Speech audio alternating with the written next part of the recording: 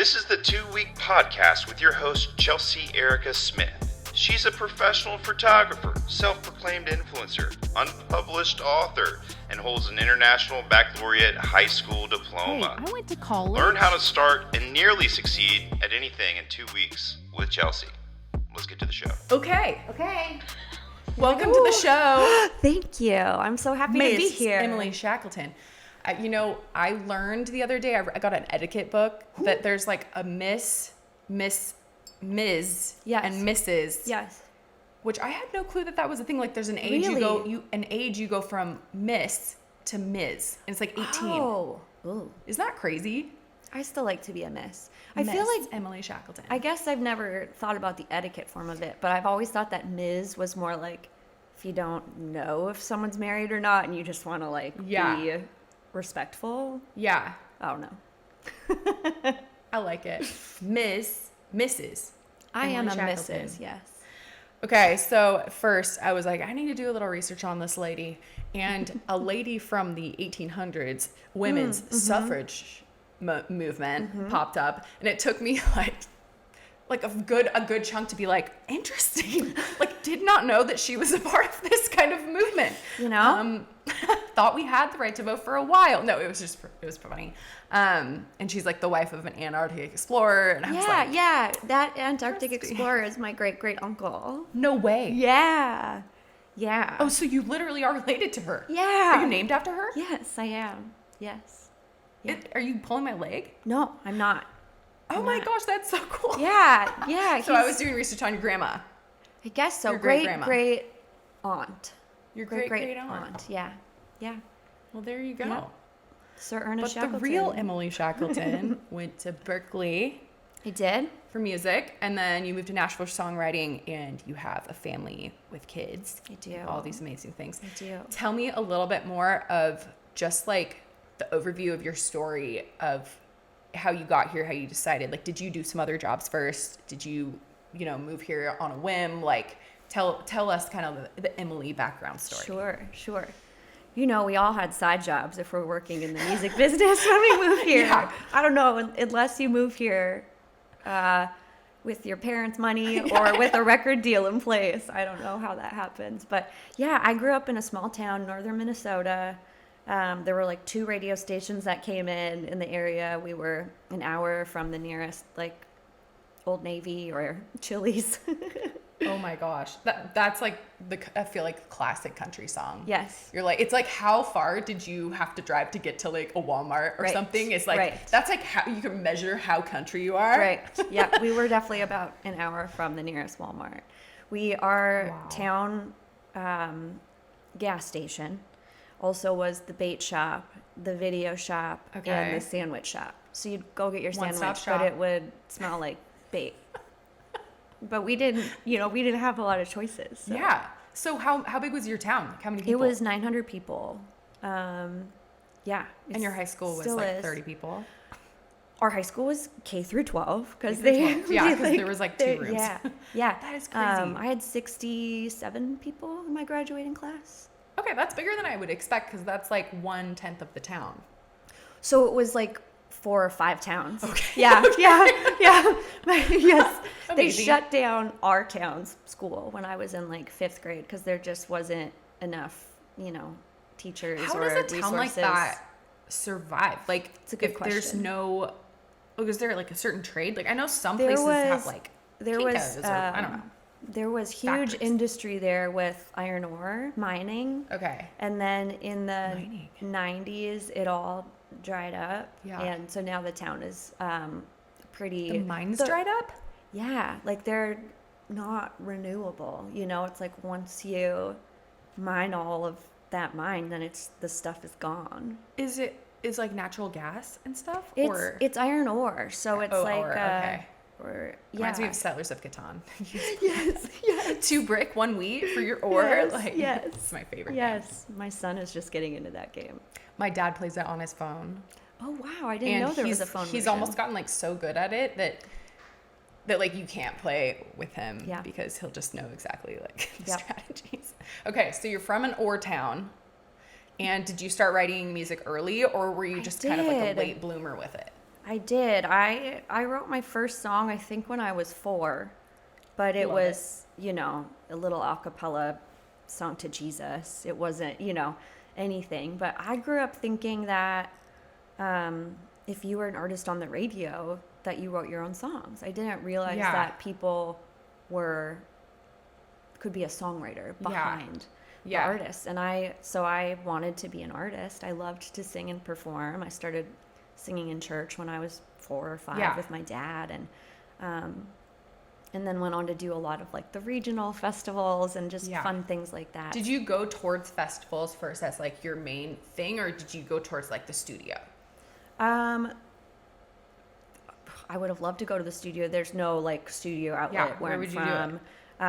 And you know, it wasn't like big festivals. It was like the Blueberry Arts Festival, or, you know, like these the Wynock Fest. They're lovely small town festivals, but not necessarily like country. And there wasn't fest as or much something. social media, so it wasn't like someone could just like start. There was no social media. Yep.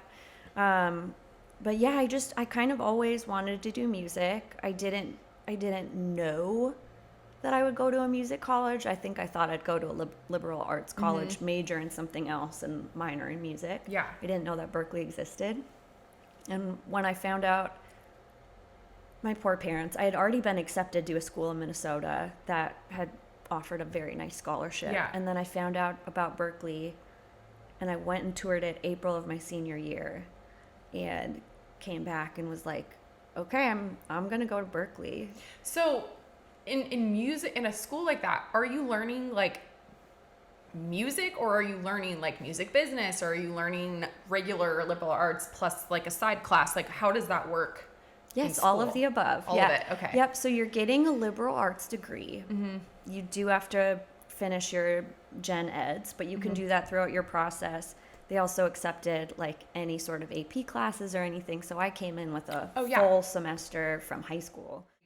But you're also learning about music, like you're actually really just studying music. You're studying music. Okay. You're going there.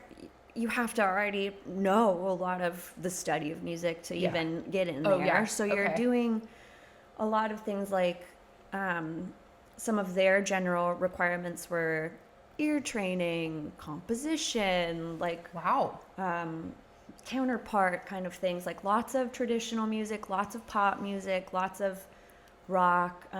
You're in like a different band every semester. Okay. You're like working together once a week. You put on a show at the end of the semester. I was in the Aretha Franklin, Chaka Khan, Stevie Wonder, Marvin Gaye ensemble my first semester. I was the token white girl, and it was so much fun. So do you find now writing with people, like you can tell who like had a classically trained background, or is it like is it just stand out obvious that this person like doesn't know how to like structure something in a more classically trained way, or is it like, oh, you know, whoever, is it more about chemistry, like which? Yeah, it's about chemistry and work ethic. I always say like talent is what gets you in the door in Nashville, but really no farther, because everybody's talented here. And there's like, just like there's book smart and street smart, I feel like that's the same way with music. Some of the most talented people that I work with have no formal education in music. Yeah. And they don't even know what chords they're playing on guitar, you know? And it's like, it's amazing, you know? I love I actually majored in songwriting in college. So you take music business degrees, you take, you know, music law classes, not degrees, sorry. You take all these different classes, but when you declare your major, I declared songwriting. So I was just doing a lot of writing classes. So let's say you hadn't got in and you went to this other school. Do you think you would have a similar career, or like if you had moved here at that same time, or do you feel like was it instrumental, no pun intended, like in getting you where you were at, or you think so? Yeah, I still didn't know that you could be a staff songwriter until I went to Berklee. And my teachers started pouring into me and saying, hey, like, you should go to Nashville. You've got a shot at this if you go for it. And I knew that we're not telling everyone that. They were like specifically like, hey, you have something. Yeah. And there's this Nashville trip that Berklee will send some students on. And they kind of open doors, you know, just for that week for you to kind of peek behind the curtain at different publishers and PROs and record labels, marketing firms, like all this different stuff. And it just really, like, I was obsessed at that point. Okay. I met my husband. He went to Berklee with me. Oh, cool. And wait, before, or you met him there? I met him right before we ended up going to Berklee. We were on a music ministry tour together. Okay. He was the bass player in the band, and I was one of the singers. And he came with me to check out Berklee, and we kind of fell in love with Boston and each other and Berklee, like, it's all like a at classic, once, and perfect love story of songwriting. I'm sure there were no hiccups. Yeah, I was gonna say, I don't know if perfect's the right word, but we were babies and we were in love. Wow. And yeah, so we got married and went on our honeymoon, and then Caleb moved straight to Nashville from our honeymoon, and I flew home, got our wedding gifts, and my dad drove me down to Nashville. And Caleb found an apartment for us right off Briley Parkway. I'd never even seen it until I moved in. You know, I do feel like the time I wasted looking for a guy, like finding someone and you having the chance to actually spend the other time you have on your career instead of like finding a guy. Sure. I feel like that is a little bit of an advantage. Like anytime someone's like, I mean, I was literally going on like dates and dates and dates. And I'm like, well, that's the time I could have been writing a song. Or that's the time I could have been, you know what I'm saying? Like producing something, like, or doing an extra job so I could get something. It's really crazy. Like no one really thinks about how it's an advantage to be with someone. It was incredible. I did work part-time jobs when I got here, but within a year of moving here, I'd signed a publishing deal. Wow. But during that time, I mean, he is my biggest supporter. Yeah. And he, I think, is why I felt safe moving here, where I knew no one. Mm-hmm. And it felt like us against the world, and like we were just gonna conquer it together, you know? That's amazing. So you have 2 kids or 3 kids? 2 kids. You have 2 kids? Yep. So tell me a little bit about like how that affected your career. Like, do you feel like it took away from it? Do you feel like it was something you just had to do, and so you're just simultaneously doing mom and career? Because I feel like personally, it's like the amount of time and effort you spend, it's like you're almost half-assing 2 things. That's how I feel. Sometimes I'm like, wow, like I'm not as good of a mom because I want to do this, and I'm not as good of a career person because I have to do this. Mm-hmm. Do you feel that, or did you feel like you waited until you were ready and then you had something going already and you were able to just manage it? Nope. We waited a long time to have kids. We were married for 8 years before we had Ben. And so I was working really hard during that time. I had a few little things going, enough to keep me in a writing deal that whole time. And I had some songs on the Nashville show, which kind of kept me going, but nothing on the radio.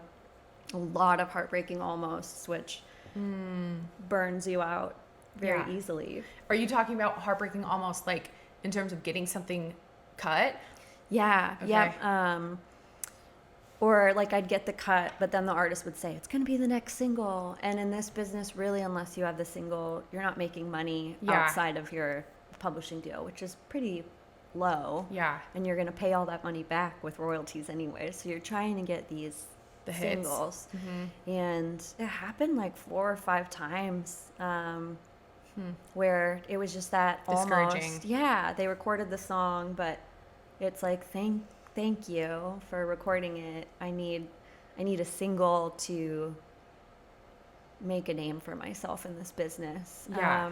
And are the artists often making that their like big launch single, or is it like someone that they're working with, a producer, the publishing house, that is deciding like which song is gonna go? Yeah, it's almost always the label. Okay. It's almost always the label. You want the whole team to be in agreement where the artist loves it too, but a lot of times the artist loves all the songs, and so it is, the man in charge who's choosing. I'm working with an artist right now who does something with the song to see if it pops up on Instagram first.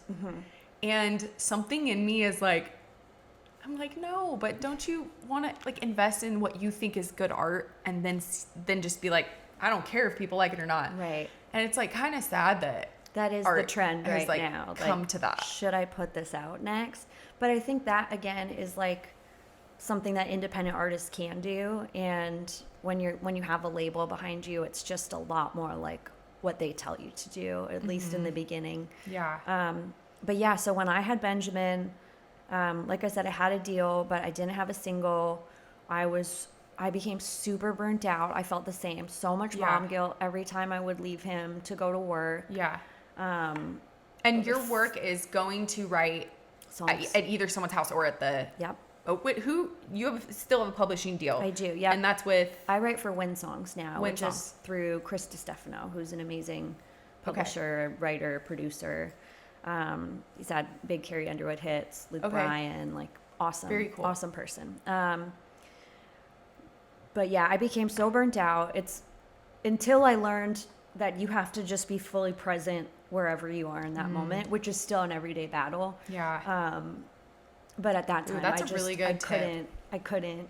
I was wherever I wasn't, right? My heart was either with the babies or I was thinking, or I was thinking like, oh, well, I'm not like someone's going to be judging me for being a mom instead of, I feel like I got that a lot. And I know that male writers don't ever get that. Like, oh, be careful now that you're a dad. It's really going to affect your career. But I literally had people telling me that like, you're going to have to prove yourself even more now. It's really interesting to see like when different people have kids in their career. And like, I'm really proud of people who almost like just do it. Like, do you know Renee Blair? Yeah. Like she just had this baby and, you know, I mean, she doesn't have the same situation as like, you know, maybe someone who's working 3 jobs, like but still, and then she's like hopping back on the tours and she's still herself. And I'm like, that's pretty cool. She's not, you know, cause I felt a ton of pressure to like my whole, like my closet is different, like, you know, and it's cool when people, I see them like own like who they are and almost like know who they are enough to like continue that. And yeah, that definitely wasn't me with the first baby. It like by the end of that first year, we were highly considering leaving Nashville and like going maybe to California to get real jobs. So and writing a song were you breastfeeding? So then you weren't drinking as much. Oh yeah. And so are you like drink a glass of whiskey, write a song, or are you like, it's 10 a.m. and I just had coffee and I'm gonna like get to work? Yeah, sometimes I'm writing at 9. You know, so part of like my deal is, I mean, like my personal pact with myself is that I'm a full-time mom and I'm an independent contractor, as we all are in the music business, unless you're, you know, employed by a label or a publisher or whatever. But I've always been an independent contractor. I'm not making any more or less money by writing all night long and being away from my kids. And honestly, until they started school, my second just started kindergarten this year, I was as you know how you are, I was paying money to go to work, to have someone watching my children. So then you really start being like, is this worth it? But it was during that time that I met someone named Busby who really poured into me, and he signed me in a co-venture, which just means between 2 publishers. I was with Liz Rose Music, and then I signed with Busby as well. And then he signed a girl named Carly Pearce. And so we started writing together, and I was really burnt out the day that we wrote Every Little Thing. It fell out in like 38 minutes. Like we literally like looked at our watches and we're like, okay, I guess we're done today. And that ended up being the single that went to #1. And it went #1 right after my second baby was born. So it did take a minute still, and just faith that I was going to have a family, and I was doing the best I could. And So at this point, you're 10 years in. Mm-hmm. And do you believe this whole 10-year town thing? I always share this story before I play every little thing at Writers' Rounds, because when I moved to town as a 21-year-old, I decided it was going to be a 2-year town for me because I knew everything. And then, now you're on the 2-week podcast. Yes. And then it was a 4-year town, and then it was a 7-year town, and then I was leaving town, and then suddenly this song came out and started climbing the charts, and it was 10 years in that I got my first number 1. Wow. Yep. That is crazy. I saw Carly Pearce at the tiniest little festival in Portland, Oregon, where I'm from. Oh, yeah. In 2017. Yes. So she was like, Hide the Wine. Yeah. I think I remember her singing that song. So that must have like happened. Yeah, that was right. That was the next single after Every Little Thing. Oh, really? Yep. 2017 is when it came out. Your song was before that. Mm-hmm. Oh, okay. Yep. Yeah. No, it's so crazy because like the biggest thing I've realized with Nashville is like when you're living somewhere else and you haven't been in this community, the music seems so far away. Mm-hmm. Like you're like, this person is in a huge stadium. This person is, you can't talk to them. And then when you get here and you've lived here you're almost like, this person's next door to me. Totally. Like, totally. They're a real human too. Yeah. Yeah. That is crazy. Yeah. Okay. I want you to tell me, if you are able, the wildest story you have from living in Nashville.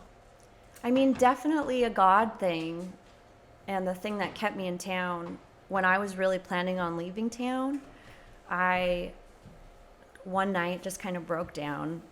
I've never prayed on my knees before. I'm not, it's not like that. But I literally got down on my knees next to my bed and I was like, God, take this dream away from me or open a door. Like, please, I need something. I can't stay in this, anymore. I got to either leave or open the door.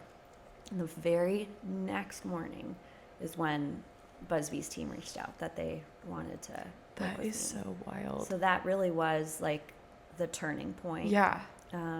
Do you feel like you had the same faith then and now, or do you feel like that kind of confirmation of, hey, he's here, he has a plan for you, did you feel like that helped your faith?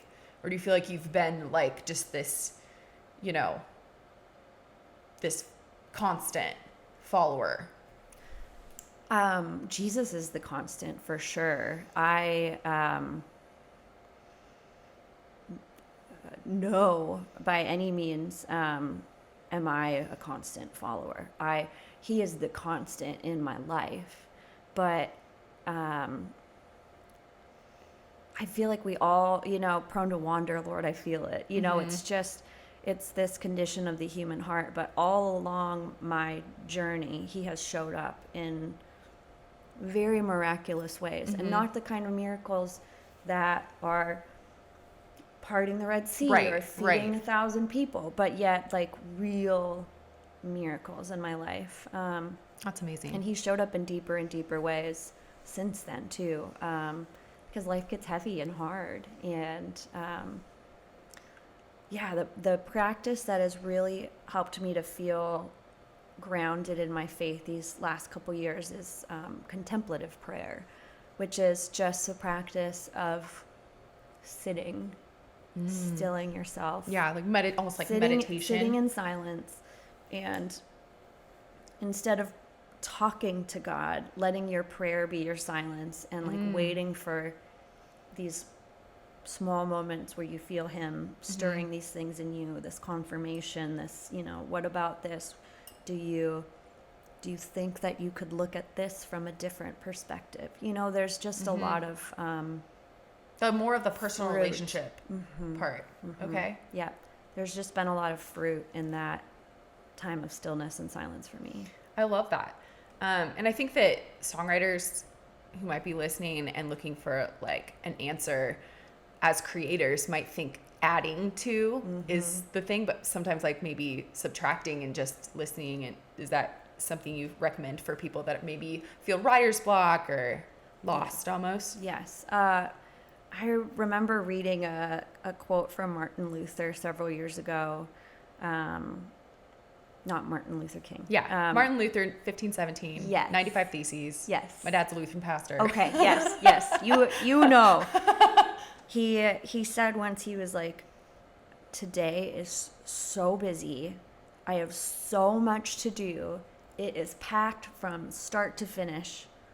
I need to sit and pray longer today.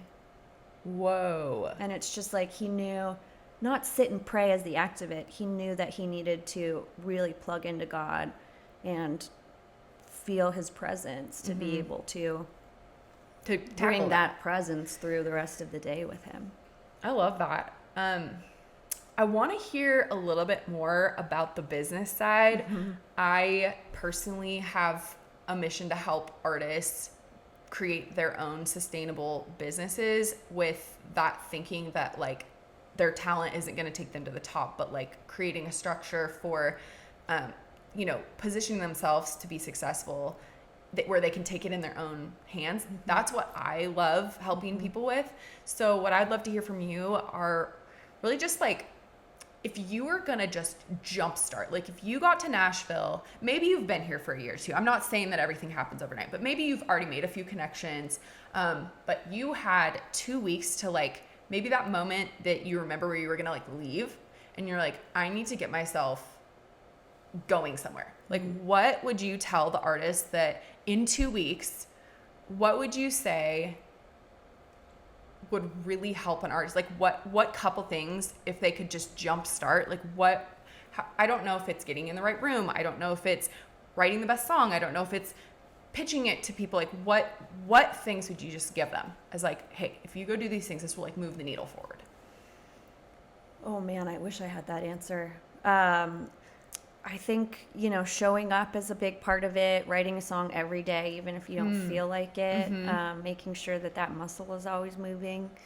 That's good. I like vision boards, really taking the time to, about once a year, I'll really write out a plan for just dreams, right? Just like, not like it has to be done by so-and-so, but like, how do you break down the big dream, like you said, into small actionable steps that aren't like you don't necessarily see the needle moving in the moment, but you know that this is.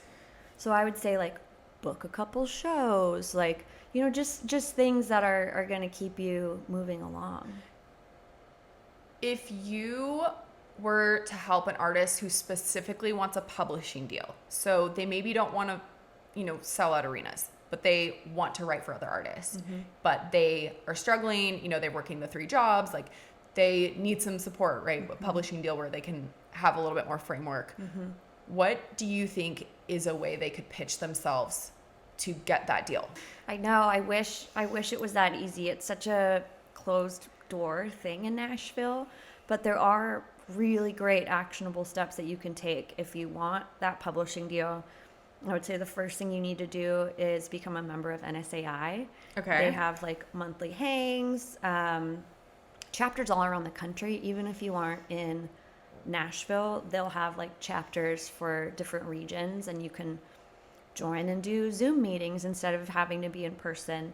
But it's a wonderful networking tool. They have access to all the publishers in town.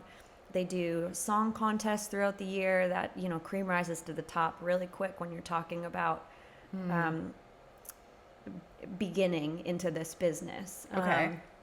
And any other organizations besides NSA, like BMI? Yeah, I was going to say either whatever your PRO is. So for me, it's BMI. There's also ASCAP and CSAC.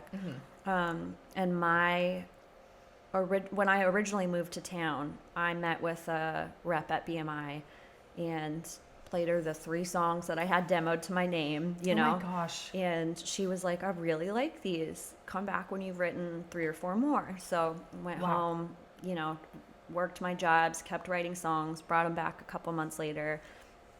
These ones were just guitar, vocal, or And at piano this point, vocals. were you writing every single day, or could you just fit it in a couple times a week? No, because you're networking so much those Yeah. first few years. I didn't move to town co-writing, so you're really like trying to find people who want to write with you, or who, you know. Co-writing's like a weird thing. I mean, Is. I think it's so much harder than writing a song by yourself. Yeah, I used to feel that way too. Now I'm like, when inspiration hits, I'll still write a song by myself, but I feel like it's harder because I'm so in my head about it.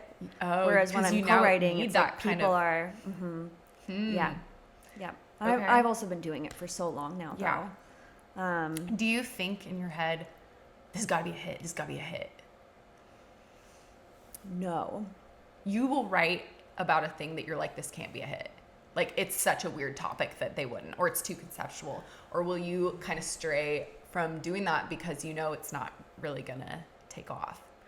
I always I always have been, I always will be. Busby always poured into this and me too. Like, it's okay to be a commercial songwriter. Like, everybody wants to be, not everybody, I'm sure, but like, I've always wanted to be left of center. He always wanted to be artsy Americana, right? And so you have to sometimes just like accept who you are. So I love writing wacky topics because I'm still going to naturally go towards those structures that are more radio. And really a lot of it is just knowing from experience that you never know which song is going to become the hit. I mean, Yeah. there's never in my wildest dreams would I have thought every little thing would Yeah. become a hit. I mean, the chorus has the same line 3 times and like one Yeah. random line in the middle, you know? Yeah. And it's a sad, slow ballad, Yeah. you know? Which is perfect for Carly Pearce. It is. That it she's like is. owned that space almost. She has. But at that time, she, you know, it was the first song she put out. So nobody. No way. Yeah, every little thing was her first number one So and mine. you almost helped her. Busby was her Pop up. producer, so Okay. he really launched her. Yeah. And I had the great gift of getting to be in the room with them a lot. So I had 3 songs on the first record, So a couple cool. on the second, and 5 on this last one. Now, just to help people who don't understand how you get paid from this, on the business side, like, are you still feeling like a trickle from that? Or is it like, is it almost like you're building like a passive income with songs? Or is it like, oh, you know, the first big hit, we got a lot more money and then it like slowly has gone to nothing? Like, how does that work? It definitely trickles down a lot to, you know, not nothing, but just to a more...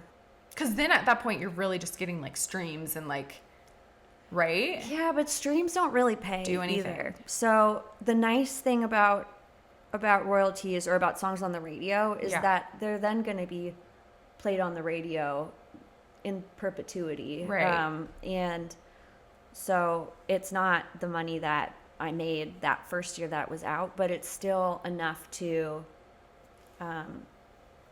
because I've had so many songs recorded at this point, most that are like Australian radio or, you know, UK radio or Canadian radio, but they all, every single one does add up. And even when you're just making like, let's say $7 a quarter on some random song or Yeah. $1,000 on a quarter on this single, it still is adding up Yeah. into, passive income is a really good way of saying it, but it's 15 years of really, Right. of not having that income now. So if you do the breakdown,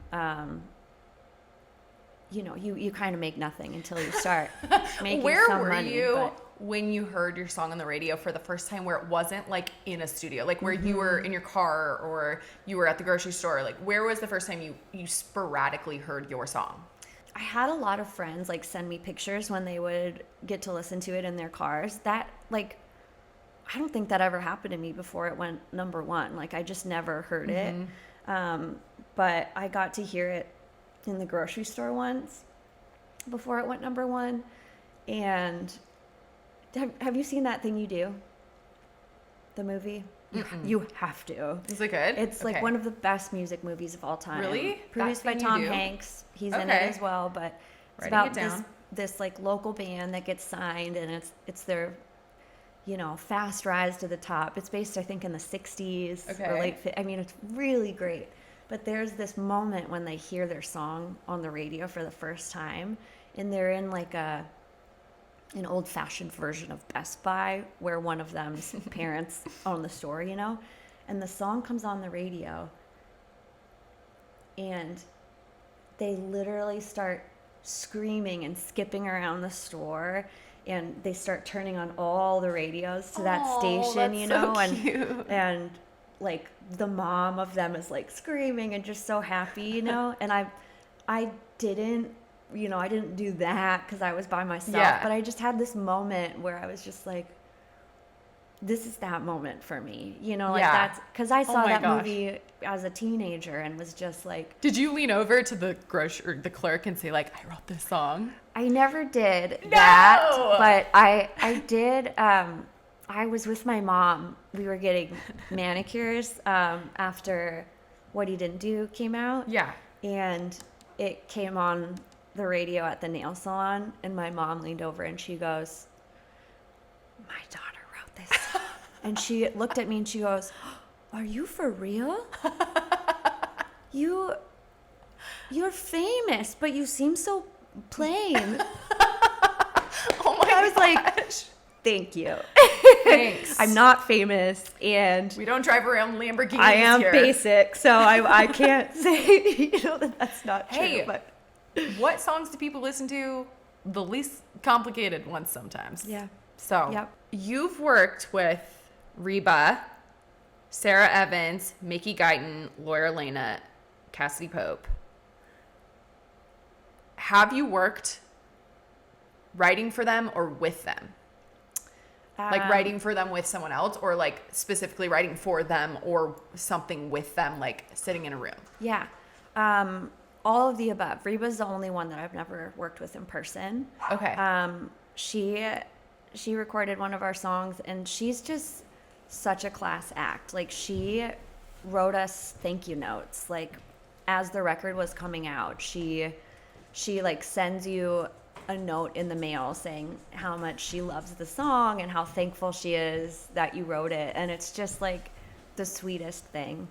I started out with Sara Evans, she recorded 2 of my songs on her, which record was it? Slow Me Down. What's funny is she almost reminds me a little bit like the song she sings of Carly Pearce. Like, I feel like they have a similar. I feel like Carly has definitely been able to carve a path because of women like Sara, who are just these queens of, late 90s, early 2000s, which is like the time period, which is the reason that I moved to Nashville, right? Yeah. Because like these divas Right. singing these great songs. And I feel like people like Carly and Lainey Wilson are really like bringing it back. And there's a whole, Mickey Guyton, there's this whole slew of artists coming up that I'm just like, get it, girls. Very excited. That's so cool. I know it did feel like there was really this kind of like big chunk. Jody Messina just taught our Bible study like last week. Yeah. And she was talking about like how she felt in the room with like Faith Hill and Martina and like some of these people where she was feeling like intimidated. And I'm thinking like, wow, I never even thought that they'd ever be in the room together. Yeah. But and that one of them who's at the top would feel insecure, almost like being in high school. Yep. And that's because Nashville is high school. That's what we always say. It's like, it becomes smaller and smaller the longer you work in it, because you just meet everybody. Yeah. And then you're like, wow, this is high school. And there's people dating in the business, they break up. There's people that are like really good friends, and then they have this falling out. And, especially with social media, now you'll see. Yeah. And you're just like, okay, whatever. I know it is a lot of drama. It is a lot of drama. Yeah. And I feel like kids have really kind of saved me from some of that, because I feel grounded enough now with my family where I'm just like, I hold the business very loosely. And I feel like, for better or worse, for some people, it is the thing. And so how can it not become a lot of drama? It's so crazy. Is there some either story or something that they've taught you, either from working with them or like, I mean, that's so sweet that Reba is writing you a thank you note. If Reba wrote me a thank you note, I would faint. Right. I have it framed. I have thought about like dyeing my hair red because like I love her. I just want you to crimp your hair like I know. We need to put Reba up on the wall. Yes. So like, what thing have you taken away, even if they were younger than you? Like, what thing from any of these artists that you're like, either younger artists could emulate that, or you're like, wow, this was like a hot tip, and I learned this from this person, something like that. I learned from their vulnerability. It's really easy to just be like, I have to write a hit. And then you're not really, it's like, okay, so I'm going to write about a truck, or I'm going to write about like partying downtown, or, you know, something with neon in it, or, you know what I mean? Like something with jeans, that are cut off just right. And the first song that did something was with Lauren, Alaina, and Busby. It went to like top 20 at radio. Okay. And Amazing. It's called Doing Fine. And it's... How does it go? The very first line, and it's all Lauren's story, is Daddy got sober, Mama got his best friend. So it's very vulnerable. She was going through... Her parents were going through a divorce, and it was public. And she had been on American Idol and all these things. So she, you know, was a well-known name. So there were people commenting on it and reporting on it. And she just wanted to write the song from her perspective of what she was going through. And we just got really vulnerable. And we wrote this song, and it, once again, I didn't think it was going to be the single, but it felt cathartic. It felt like she did some healing from it, and I love that. Loved that. You know, I really loved feeling. It's like you're almost like writing the song and then producing it is like you're healing the person writing it too, not just like the people that are gonna listen to it from a distance. Totally. And she's healing herself, right, by letting that story out and not like keeping it locked inside, and then seeing that with Carly again. Like all of my big songs with Carly have been so vulnerable. She's shared so much of herself.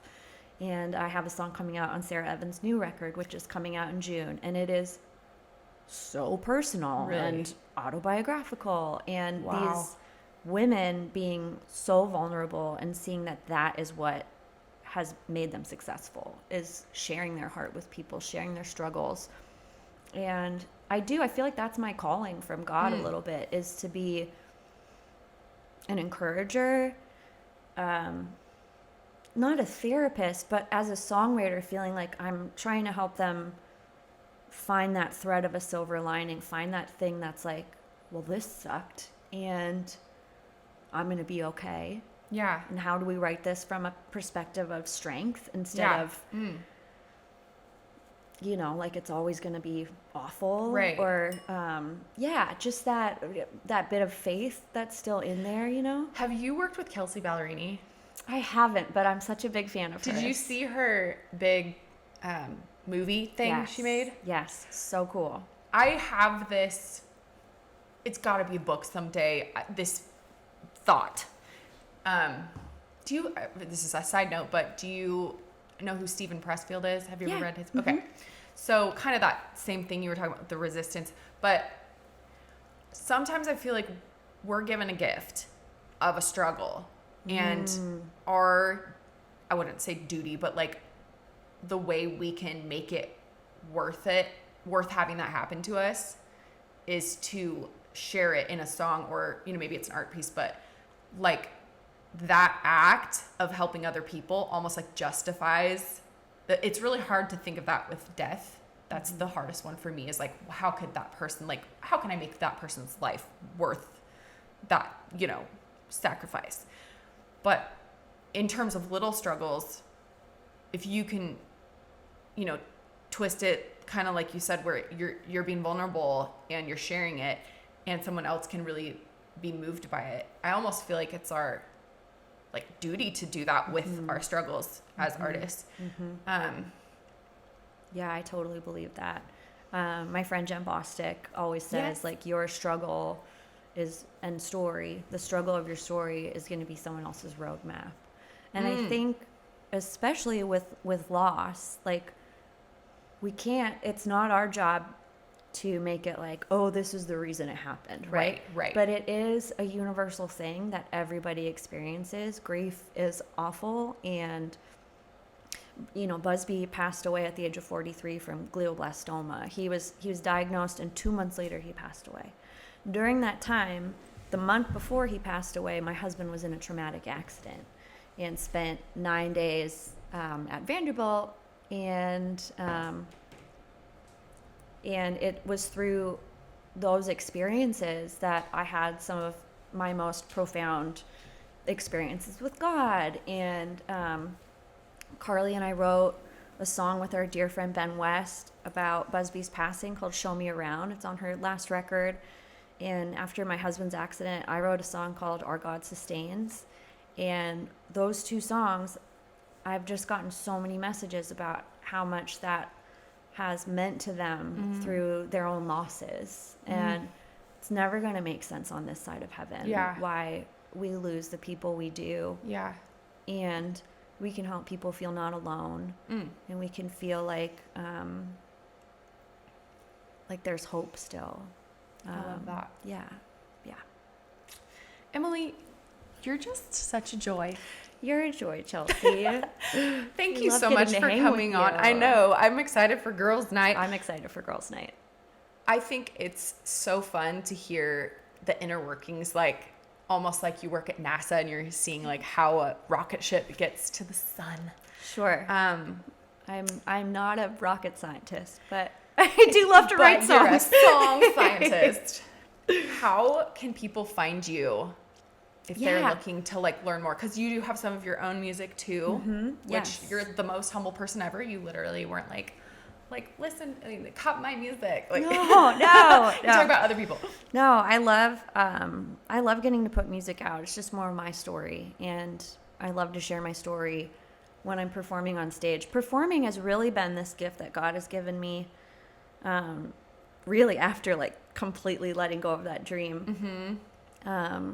These last several years have just been such a joy, getting to tour the country, sharing some of my stories as well as artist stories. And I think that through that, it's given me courage to just release my songs, because the people that come to the shows, those personal songs of mine or the personal songs of artists that I've written with, those are the ones that connect. So you can find me at Emily Shackelton, E-L. And you have a songwriters page too on Apple Music, right? Apple Music, okay, yeah. Those have been kind of my favorite thing to do recently, is actually just look at, because then you're getting like, this person's mind is working this way. Yeah. If there was like a blog or a book or a podcast or even a show or a venue, anything that you recommend people check out, what would it be? Oh gosh, it could be all of the above. For books, I love Liana Tankersley. Her book Brazen is probably my favorite. She has another book called Hope Anyway, which is incredible. I love Brene Brown. I think anything by her is incredible.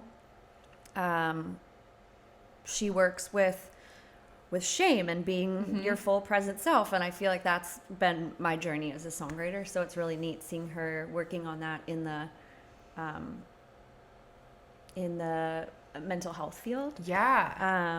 Very cool. Yeah, so much. I love consuming books. And Maggie Smith, who's a poet, she just came out with this memoir called You Can Make This Place Beautiful, and it is so stunning. Okay. So stunning. Okay, we'll link this all in the show notes. Amazing. For everybody. Amazing. It's so cool. Well, I know you got to get going. Thank you so much. Thank you. This is such a gift to me to be able to just hear the inner workings of something that's so personal, and that you're so instrumental in helping people now after your 10-year town turned into home. Yeah. I appreciate you, and I will be thinking about you this week. Thank you. And just can't wait to hang whatever, soon. yeah, whatever you want going on next. So Thanks for having me. You're always welcome back on my show. Yes, anytime. You know who to call. Perfect.